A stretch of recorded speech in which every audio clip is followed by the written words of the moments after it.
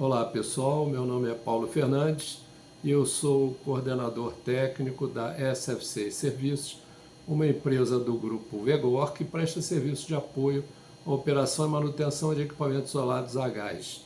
E aqui no canal a gente conversa sobre todos os assuntos de interesse para essa tecnologia. Eu hoje gostaria de conversar com vocês um pouquinho mais sobre os efeitos dos produtos de decomposição sobre os equipamentos isolados a gás SFCs. Hoje nós temos conversado sobre os outros gases que estão sendo propostos também, as outras misturas gasosas, para substituir os SFCs, mas hoje vamos conversar especificamente sobre os SFCs. Então, por que é importante a gente controlar o teor de produtos de decomposição no SFCs instalado nos equipamentos elétricos? Por que é que são estabelecidos limites máximos de contaminação e assim por diante. Hoje vamos conversar sobre esses produtos, efeitos que eles causam, e eu prometo que num próximo vídeo a gente conversa mais especificamente sobre os métodos de medição e os limites. Então, pessoal, hoje eu queria começar pelo seguinte. O SF6 é um composto quimicamente muito estável, conforme já conversamos em vídeos anteriores. Ele é a ligação de dois átomos extremamente eletronegativos, que têm avidez bastante grande por elétrons. Quando a gente liga um com o outro, essa ligação é muito forte. Por isso, o SF6 é tão interessante do ponto de vista do seu uso em equipamentos de interrupção de arco. Por quê? Quando ocorre o arco elétrico, o SF6 é decomposto nos seus átomos e depois ele se recombina em SF6 novamente. O que ocorre é que, durante essa decomposição, caso estejam presentes na mistura contaminações provenientes ou da época da montagem ou de contaminação proveniente do ambiente externo, principalmente umidade e ar, no ar o oxigênio, tanto a umidade quanto o oxigênio vão reagir com esses átomos, tanto do flúor quanto do enxofre, que foram formados durante a descarga, e esses produtos de decomposição formados serão outros produtos. Nessa nossa primeira figura, eu estou mostrando para vocês a estrutura espacial do átomo de SF6, onde a gente pode ver que ele é uma molécula totalmente apolar, ligações covalentes muito resistentes. Quando existe essa decomposição, tanto o átomo de flúor quanto o átomo do enxofre podem reagir, em parte reagirão, com outros elementos que estiverem presentes, principalmente umidade, água e oxigênio do ar, formando outros produtos que não são mais o SF6. Isso acontece em pequenas quantidades. É importante saber que mais de 99% do enxofre e do flúor se recombinam, gerando novamente SF6. Por isso ele é tão durável e tão eficiente. Mas existe a formação de outros compostos. Então, nessa nossa segunda figura, eu estou mostrando para vocês o passo dessa reação, o que acontece quando esses elementos, enxofre e flúor, formados na decomposição pelo arco, reagem com os contaminantes presentes. Esses compostos formados, eles são compostos que possuem reatividade. O SF6 em si, ele é um composto extremamente não reativo, porque ele é um composto quimicamente muito estável.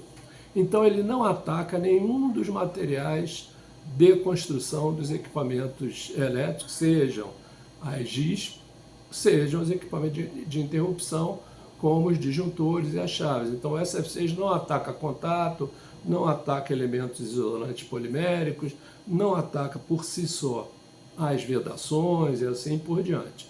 Mas os produtos de decomposição, eles têm um efeito sobre os diversos materiais que compõem o equipamento. Então, por exemplo, nos equipamentos de interrupção ou nos barramentos de giz, eles vão atacar tanto os metais, então assim, os contatos, principalmente o maior problema, os contatos nos equipamentos de interrupção, Nos barramentos de giz, eles podem atacar a barra de alumínio também.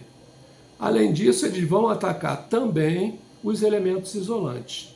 Então, nessa nossa terceira figura aqui, eu estou mostrando para vocês o efeito do ataque dos produtos de decomposição num elemento isolante polimérico. Dá para ver visualmente nessa figura a mudança do aspecto do elemento isolante ali.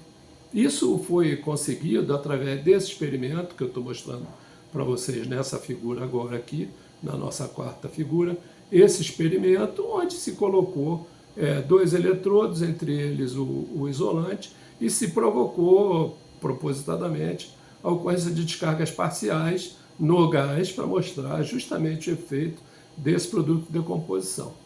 Então, isso acontece nos equipamentos em operação. O que isso quer dizer? A formação dos produtos de decomposição, ela aos poucos vai atacando a superfície dos materiais isolantes, fazendo com que essa superfície se torne irregular. As irregularidades superficiais formadas pelo ataque vão promover que ali se depositem impurezas, fazendo com que o campo elétrico ali naquele pontinho onde há impurezas, onde há o depósito da própria contaminação por umidade, partículas, que vai se depositar preferencialmente onde o material isolante foi erodido, onde a superfície foi danificada, vai provocar a ocorrência de descargas superficiais sobre o isolamento.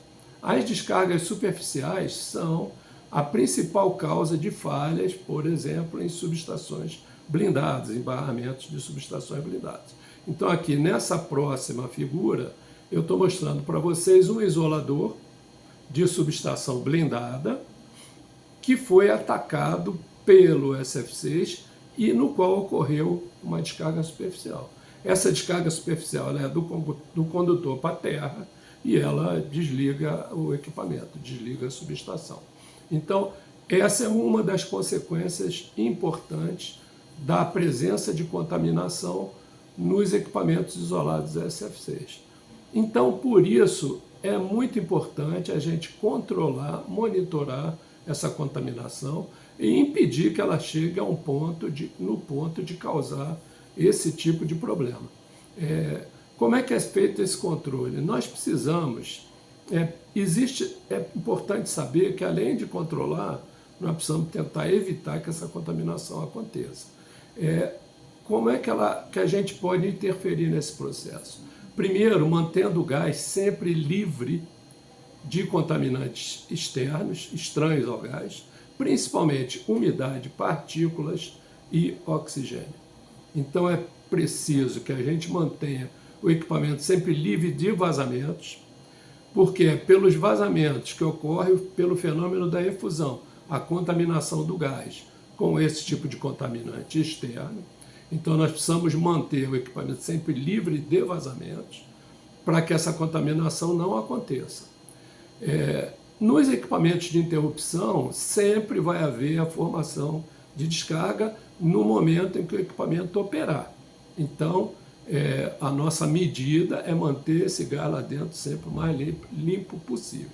No caso dos barramentos de subestação, onde não deve ocorrer descarga, o que é mais importante realmente, a providência mais importante que a gente pode tomar, é ainda durante a montagem, a instalação da subestação, porque o nível de partícula tem que ser muito restrito, ou seja, nós queremos partícula zero dentro do equipamento após a sua montagem. Por quê?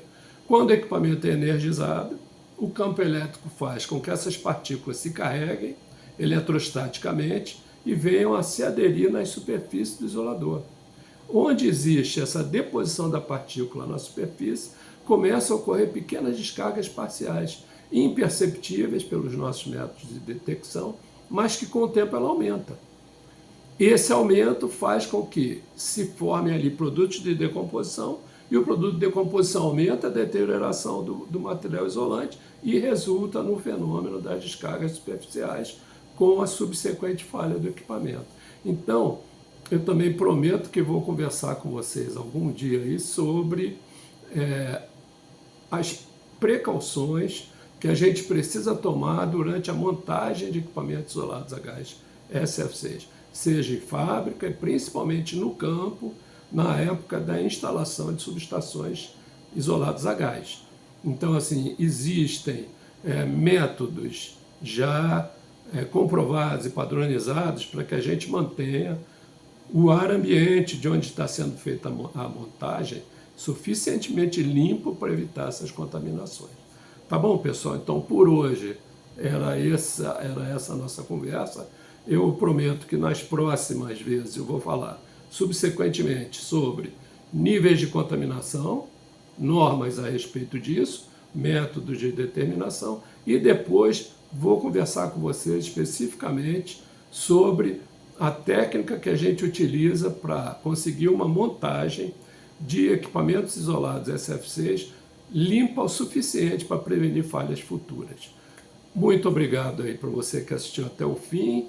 Por favor, dá o seu like se você gostou, compartilha com seus amigos, com o pessoal que você acha que tem interesse nesse assunto.